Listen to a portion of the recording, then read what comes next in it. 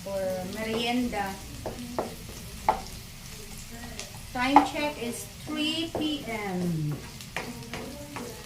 Merienda. At hanggang gabi na to, ito na yung ulam namin. Kung gusto mong mag-rice, mag-rice. Hindi, magpansit na lang. So na ano ko na to na ano ba, naprito ko na tong ano guys, itong pork. Ito, naprito ko na to. Tinanggalan ko na to ng mantika. So, ayan. Diretso na tayo. Hindi ko na dinisa yung mga gulay. Basta, tutuin ko na dito. Ibalikan natin yung baboy.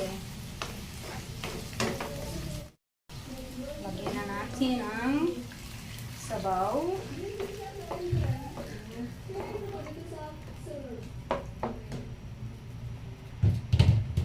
Lagyan natin sabaw at medyo pakuluan natin ng konti yung baboy para talaga malambot siya. Pero timplahan na natin. High pala high. Tapos pagka kumulo na, saka na natin i-low. Timplahan na natin.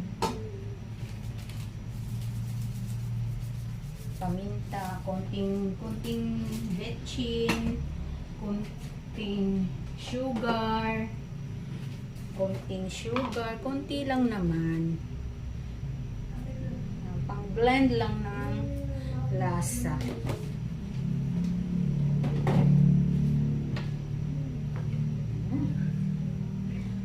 Pansit bihon ang ating lulutuin ngayon guys. Natuloy din yung aking pagluto ng pansit. Nag-crave kasi ako kagabi. The other night. May nagbigay ng food ba ng may birthday. Nagbigay ng food dito ba sa amin, subdivision. Yun ay pansit, halo-halo yung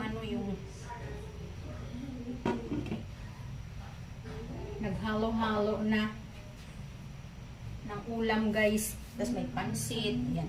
So pakuluin lang natin guys ha, palambutin natin ng konti yung baboy. Kalimutan ko lagyan ng oyster sauce tsaka soy sauce. Kunting soy sauce lang.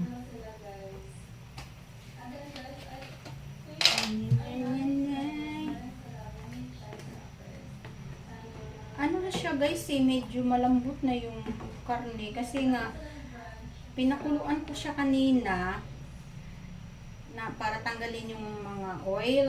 Kaya medyo siya, medyo malambot na. So, hinay-hinay lang tayo sa timpla, baka umalat. Tikman muna natin kung okay ba, maalat ba o matabang.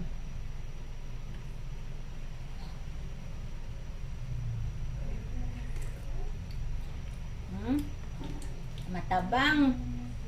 Mabuti na lang matabang guys. At least, ma-adjust pa natin.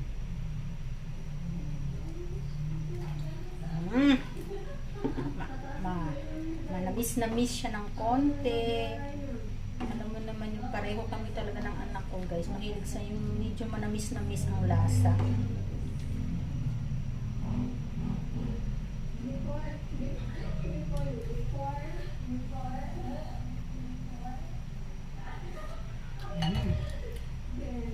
Ayos.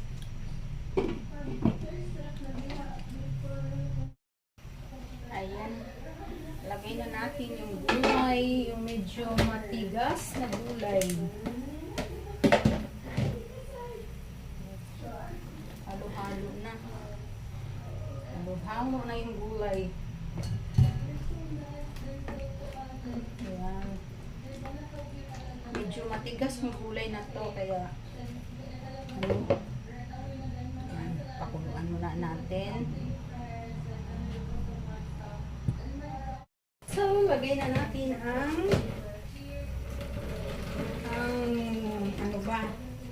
Ang pansit bidong. Sabay na natin yung dahon, yung repolyo.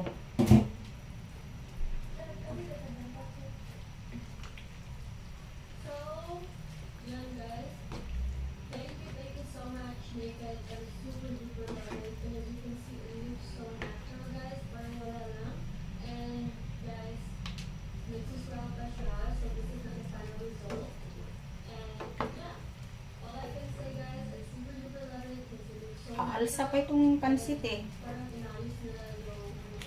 Ayan. Then, lagay na natin yung gulay.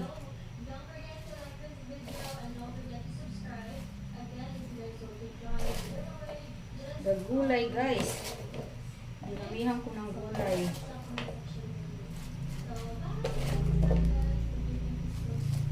Gusto ko maraming gulay.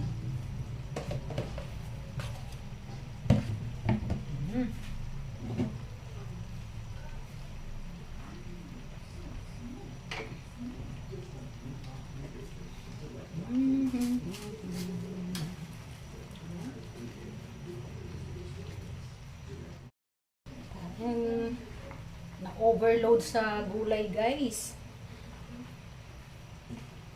Na-overload sa gulay. Ano?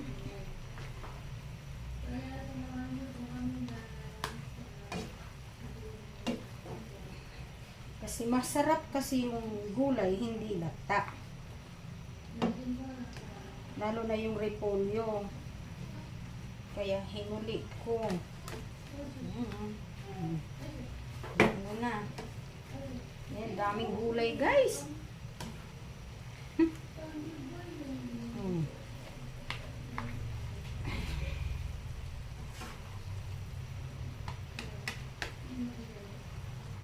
Yan. Tapos na guys. Yan, thank you for watching. Meron na tayong dinner. Siguro hindi na ako magra-rice nito guys. Yan.